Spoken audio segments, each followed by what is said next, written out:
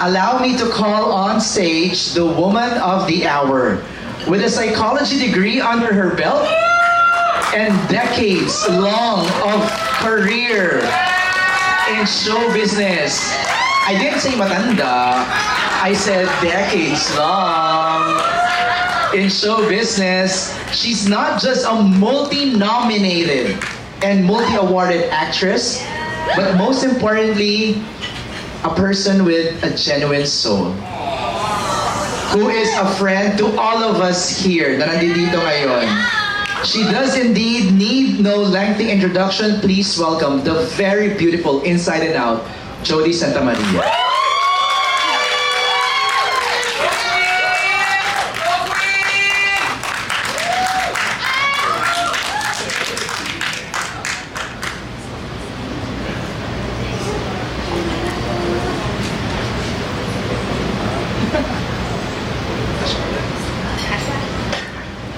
Jodes, bati ka muna. Hello! Grabe, finally this is happening. Good afternoon everyone. Thank you for being here. Malaking bagay po yung presensya ninyo dito ngayong hapon. Maraming salamat po doon sa oras, pagmamahal at syempre suporta po na ibinigay ninyo para po sa official media launch ng The JSM Channel.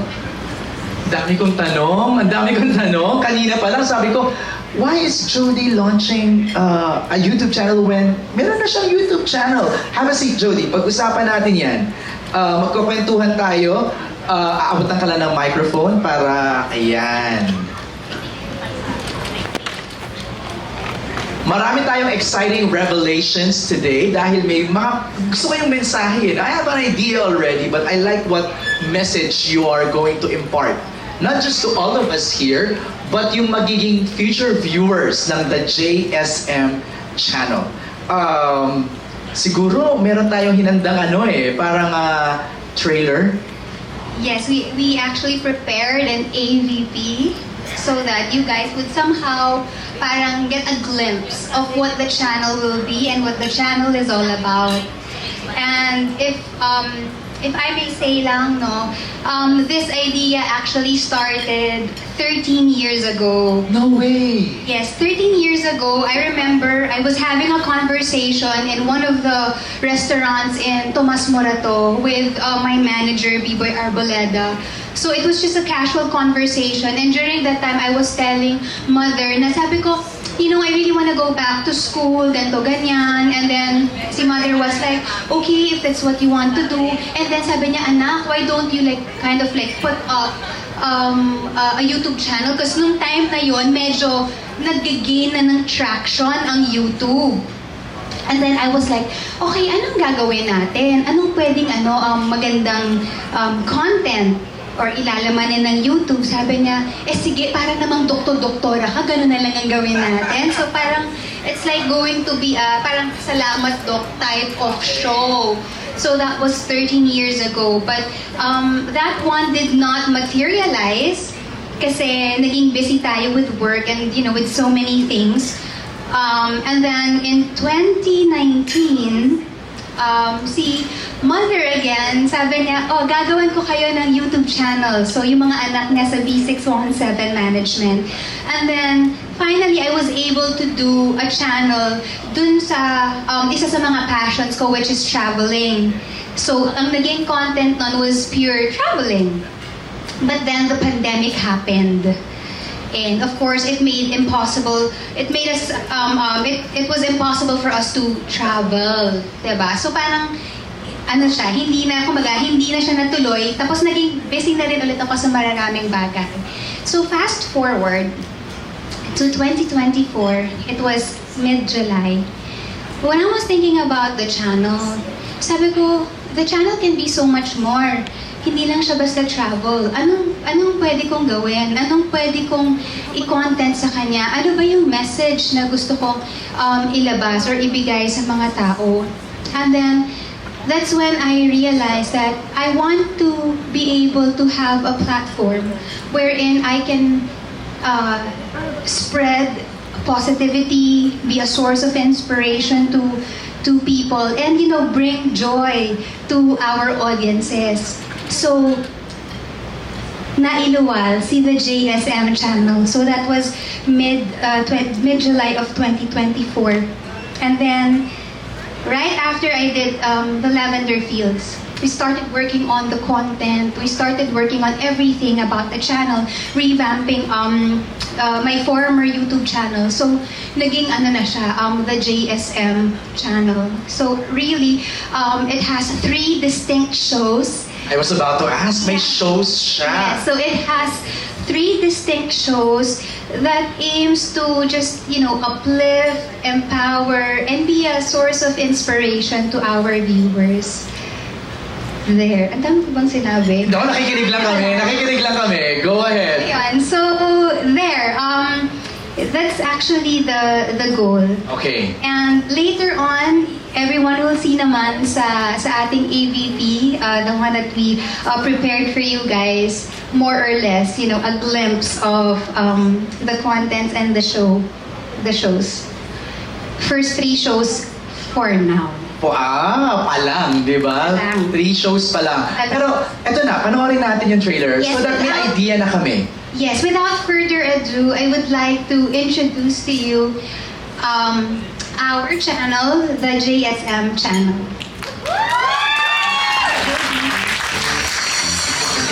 I love reading books, I love to travel, and minsan, wala akong lang naman sa buhay. Nakaka-relate ka ba? We are doing things a little differently.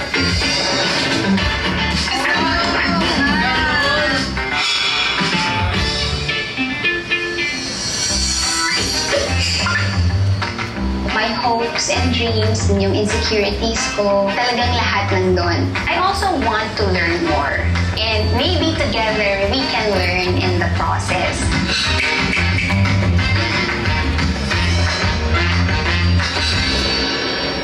Live life. I've always wanted an avenue to share my experiences, to share my thoughts, the things that I have learned. Kailangan ganito ka, kailangan ganyan ka. Oh, you must be polite, you must be intelligent. Kailangan maganda, kailangan likable ka. Wait. Pagsubok is real. Maraming todo kayod sa araw-araw. Maraming pinagsasabay yung 2, 3, o minsan mas marami pang racket. Kaya marami rin nasasagad, nasasaid, nauubos. Yan ang tinatawag natin burnout. Sabi nga ng Bini, huwag mag-alala, ang buhay ay di karera. Where you are now is where you're supposed to be. You can say yes to taking care of yourself. Deserve mo yun. Tara, let's try to live life. Let's live tonight! Join me as we start a new tradition of celebrating stories na may hatid na good vibes together with good friends and good drinks. We are also capable of doing sublime acts of charity. Ano bang ibig sabihin ng sublime? Ano sublime? Grade 5 yan, super join ako ng mga declamation contest. You're done. Nung 4th year high school ako, nung 28 years old ako. So, parang yung pinakamatanda sa class. Pero pinakamaganda. Let's drink tonight! Let's drink tonight! Welcome to JSM Travel and Tours. Traveling, it's an important part of my process. So we will join the quest of many Pinoys na ipagsigawan, ipangalandakan ang natatanging ganda at makulay na kasaysayan with the hopes to find something old and new to love. So today, magmamalabon tricycle tour tayo. Open na open. How young is Marikina City Park? 185 years. Yung baka hindi mapantay. Tada! The Queen of Manila Streets. The Queen! Ang ganda! Next batch po ng raw materials na gagamitin nyo para sa bayong, i-gift ko na po sa inyo yun. To JSM Travel and Tours. Teaser pa lang yan ha. Exciting times ahead.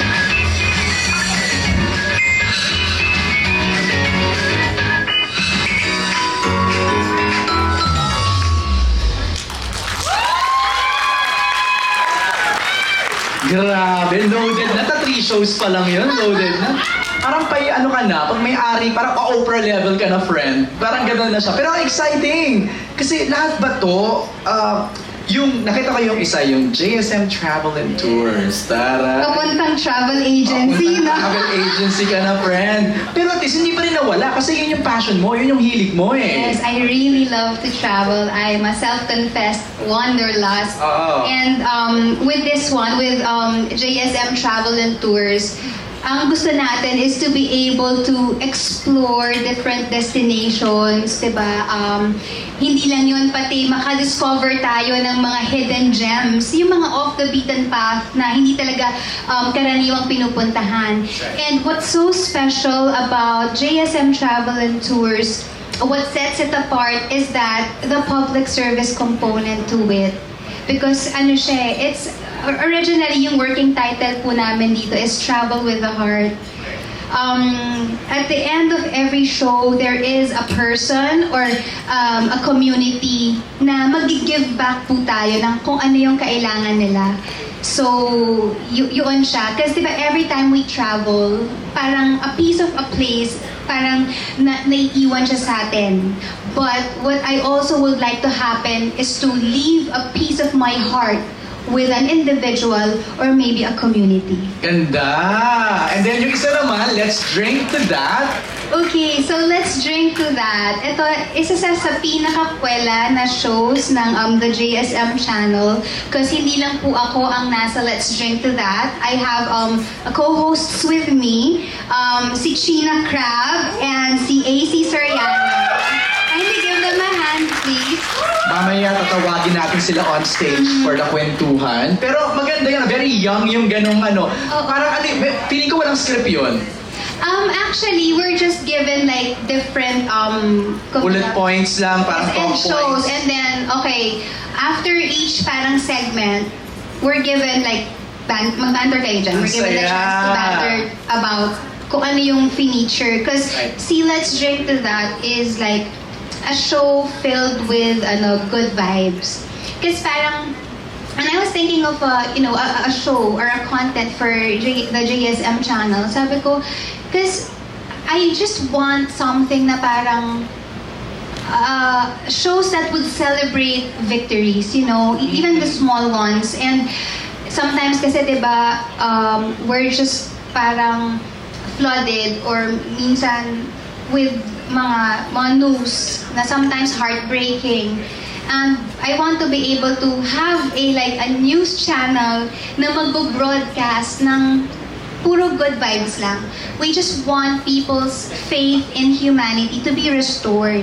And for them to realize that there is, something to celebrate every day, diba? There's a reason. Diba the victories every day? Meron yan. Oo, so yun. So gusto lang natin ibalik sa kanila yon. Iba't ibang storya to ng mga tao, even storya ng mga pets, name it. Basta anything that will like make you smile and make you feel good. And at the end of the day, yung marirealize mo, okay, may mga maganda pa rin nangyayari.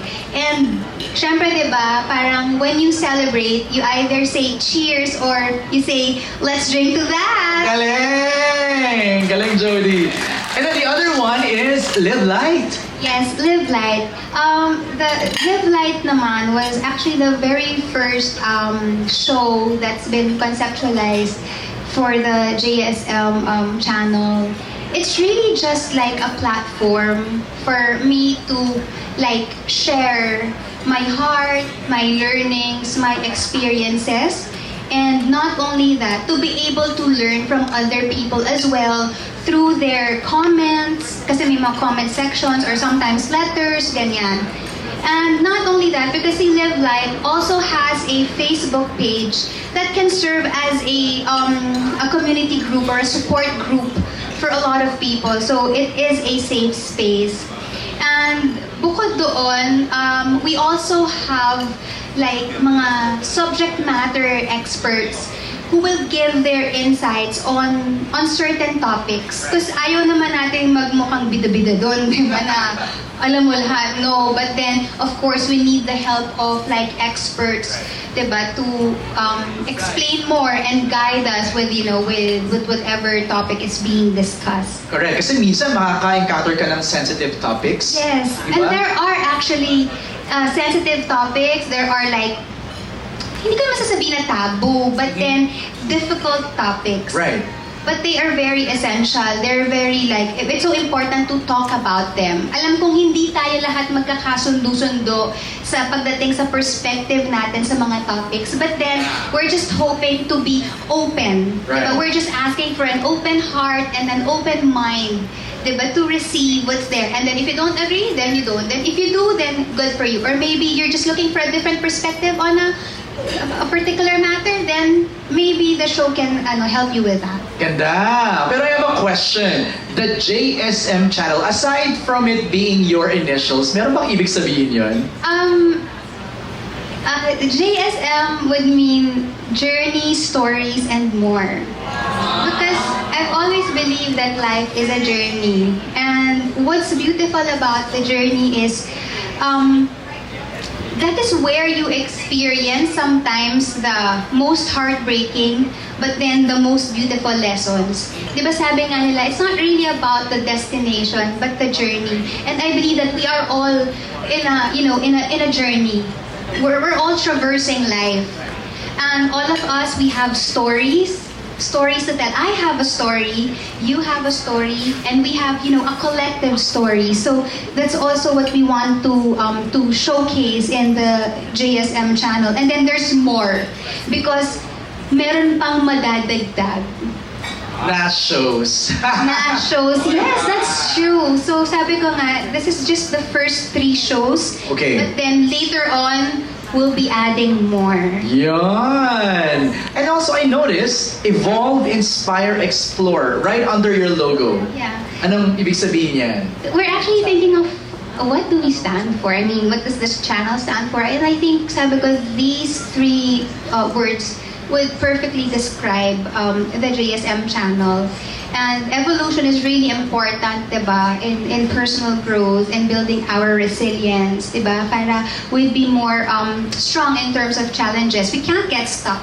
So we have to keep on transforming and evolving, diba? As human beings. And I think that evolution would also speak of my journey as a person because I believe na ang dami ko na rin pinagdaanan. I mean, ang dami ng evolution na nangyari sa akin, not only with my life, but also sa career ko. And now, this is another one. So, Evolve is in there, and then Inspire, because that's what we intend to do. It's what we aim to do, is to inspire people. And number 3 is to explore. With exploration comes discovery. So we would like not only to explore via travel, but then explore life itself.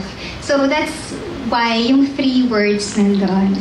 Alam mo, nakikinig lang ako sa'yo, pinapakinggan lang kita. Parang, ang nasa isip ko, why do you have to do this?